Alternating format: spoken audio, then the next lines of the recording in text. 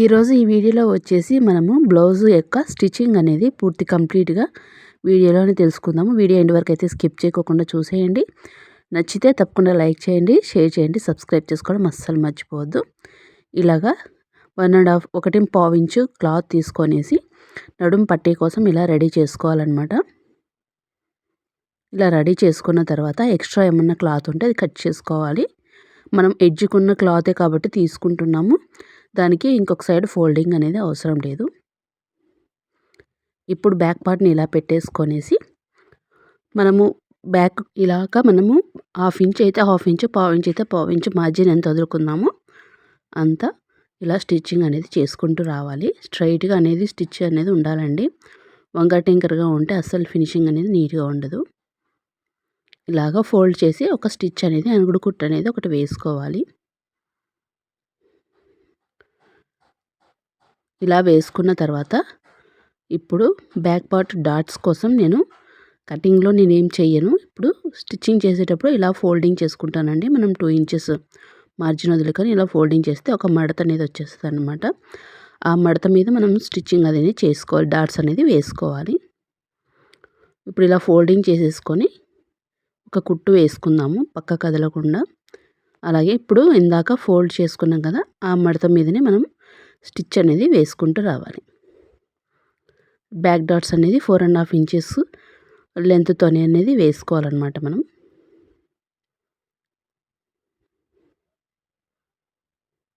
ఇలా వేసుకున్న తర్వాత ఎక్స్ట్రా ఏమన్నా పీసెస్ ఉంటే కట్ చేసుకోవాలి.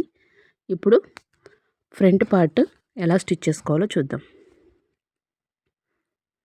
ఫ్రంట్ పార్ట్ డాట్స్ అనేది మనం ఇప్పుడు ఖర్చు పెట్టుకున్నాం కదా, అక్కడ బిగ్ డాట్ అనేది వస్తుంది. అక్కడ నుంచి మనం 2.5 ఇంచెస్తోని షార్ప్గా రావాలి చెస్ట్ అనుకుంటే ఇలా వేసుకోండి. అలాగే మాకు రౌండ్గా రావాలి చెస్ట్ అనుకుంటే కొంచెం క్రాస్గా అనేది స్టిచ్ అనేది వేసుకోవాలి. స్ట్రైట్ కట్ చేసినట్టుగా రావాలన్నమాట మనం షార్ప్గా రావాలంటే. ఇప్పుడు ఇలా డబల్ స్టిచ్ అనేది వేసుకుందాము మెయిన్ డాట్ కాబట్టి. తర్వాత సెకండ్ డాట్ ఉక్సు పట్టీ వైపు నుంచి ఒక డాట్ అనేది వేసుకోవాలి. చంక వైపు నుంచి ఒక డాట్ అనేది వేసుకోవాలి. ఈజీగా మనం ఫోల్డింగ్ మెయిన్ డాట్ అనేది ఫోల్డింగ్ చేస్తే అక్కడ నుంచి మనకు ఒక లైన్ లాగా వస్తుందన్నమాట. అక్కడ ఒక డాట్ అనేది వేసుకుంటే సరిపోతుంది. చూసారా ఎంత పర్ఫెక్ట్గా వచ్చిందో చెస్ట్ అనేది. అదేంటంటే ఎత్తినట్టు నీట్గా ఉంటుందన్నమాట. కొంతమందికి చెస్ట్ రౌండ్గా ఉంటే నచ్చదు. ఇలాగా 2 ఆపోజిట్స్ ఇలాగా స్టిచ్చింగ్ చేసుకుందాం మనం. ఇలా చేసుకున్న తర్వాత ఇప్పుడు క్రాస్ బెల్ట్ అనేది అటాచ్ చేసుకుందాం. ఇది తక్కువ క్లాతే కాబట్టి మనకి వేరే క్లాత్ అనేది వేయాల్సి వస్తుంది. అది మిడిల్లో వేసేసి 2 పైన కింద సేమ్ కలర్ వచ్చేలాగా అనేది నేను వేసుకుంటున్నాను.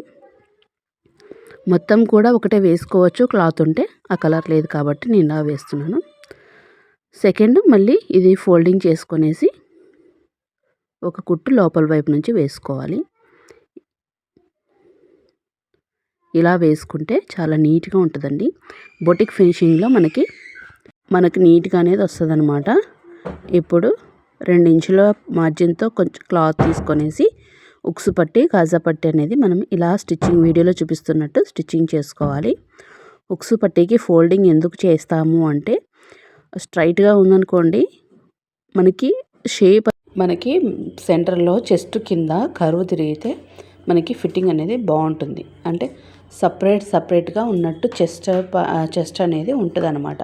అలాగే అలా కాకోకుండా స్ట్రైట్గా వేస్తే ఒకేలాగా నొక్కేసినట్టుగా ఉంటుంది అనమాట. అందుకోసం అనేసి మనము మిడిల్లో కొంచెం ఫోల్డింగ్ అనేది చేసుకుంటాం అనమాట.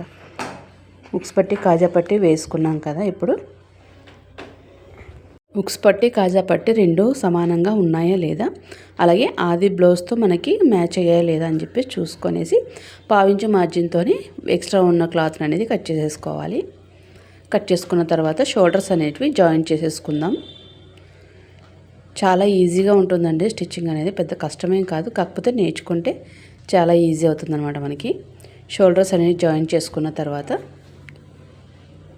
మనకి ఫ్రంట్ వైపు వచ్చేసి లోతుగా, బ్యాక్ వైపు వచ్చేసి చంక వైపు వచ్చేసి నార్మల్గా పెట్టుకోవాలి. అప్పుడు షోల్డర్స్ అనేటివి జారుకోకుండా ఫిట్టింగ్ నీట్గా ఉంటుందన్నమాట. ఇప్పుడు మెడపట్టి వేసుకుందాము. 1.5 ఇంచ్ మార్జిన్తో మనం క్లాత్ క్రాస్ పీస్ తీసుకొనేసి ఇలాగా అటాచ్ చేసుకొనేసి ఈ మెడ మీద పెట్టుకుంటూ కుట్టుకుంటూ రావాలన్నమాట. లాక్కోకుండా నీట్గా అనేది అడ్జస్ట్ చేసుకుంటూ రావాలి. లాగితే మనకి షోల్డర్స్ అనేవి జారిపోతాయి, ఫిట్టింగ్ నీట్గా ఉండదండి. కర్వ్స్ తిరిగే దగ్గర మటుకు మనం ఖర్చు అనేది పెట్టుకున్న తర్వాత ఇలాగా ఫోల్డింగ్ చేసుకొనేసి మనకి ఎంత అయితే హెమ్మింగ్ పట్టి రావాలో అంత ఈక్వల్గా వచ్చేలాగా మొత్తం నెక్ అంతా ఈక్వల్గా వచ్చేలాగానే ఫోల్డింగ్ చేసుకుంటూ స్టిచ్చింగ్ అనేది వేసుకోవాలి అన్నమాట. పైన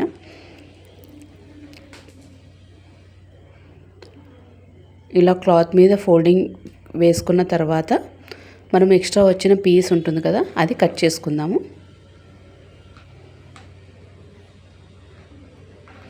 ఎవరికైనా అర్థం కాకుంటే ఏమైనా డౌట్స్ ఉంటే కూడా కామెంట్ సెక్షన్లో అయితే అడగండి.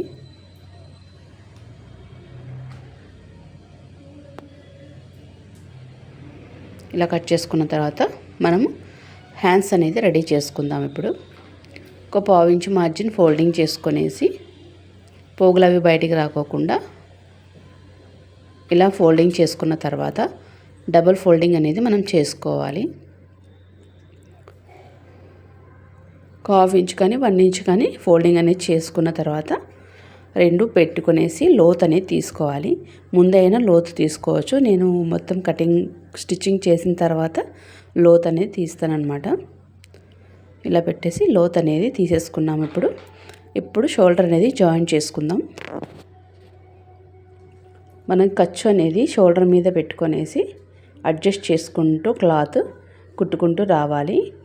బ్యాక్ ఫ్రంట్ మనం అటాచ్ చేసినది వెడల్పు అనేది ఈక్వల్గా ఉండాలన్నమాట. మొత్తం స్టిచ్ అనేది ఎగుడు దిగుడు లేకోకుండా నీట్గా అనేది వేసుకోవాలి. దాని మీదే సెకండ్ స్టిచ్ అనేది వేసుకోవాలి. ఇప్పుడు మనం సైడ్ జాయింట్ అనేది చేసుకుందాము. ప్లస్ కుర్తు వస్తుందండి. ఆ ప్లస్ కుర్తు వచ్చిందంటే మనకి చంక దగ్గర పట్టేసినట్టు లేకోకుండా నీట్గా మనకి ఫీలింగ్ నీట్గా ఉంటుందన్నమాట. బాగుంటుంది, ఇబ్బందిగా అనేది ఉండదన్నమాట. ఇలా స్టిచ్ చేసుకున్న తర్వాత 3 స్టిచెస్ 1/2 ఇంచ్ మార్జిన్తోనే మనం వేసుకుంటూ రావాలి. ఎడ్జ్కి అయితే మనం వేసుకుంటే వేసుకోవచ్చు, లేకుంటే లేదు. ఇదేంటంటే లైనింగ్ బ్లౌజ్కి అయితే కంపల్సరీగా వేసుకోవాలి. ఇది నార్మల్ బ్లౌజ్ కాబట్టి వేసుకున్నా వేసుకోకపోయినా పర్లేదనమాట. ఇప్పుడు చూసారా ప్లస్ కుర్త్ ఎలా వచ్చిందో, అంతేనండి. రెండు వైపులా చూడండి ప్లస్ కుర్త్ వచ్చింది. చాలా ఈజీ అండి. ఎవరికైనా ఏమైనా డౌట్స్ ఉంటే కామెంట్ సెక్షన్లో అయితే అడగండి. నా వీడియో నచ్చితే తప్పకుండా లైక్ చేయండి, షేర్ చేయండి, సబ్స్క్రైబ్ చేసుకోవడం అస్సలు మర్చిపోద్దు. చూడండి కంప్లీట్ అయిన తర్వాత లుక్ ఇలా ఉంది.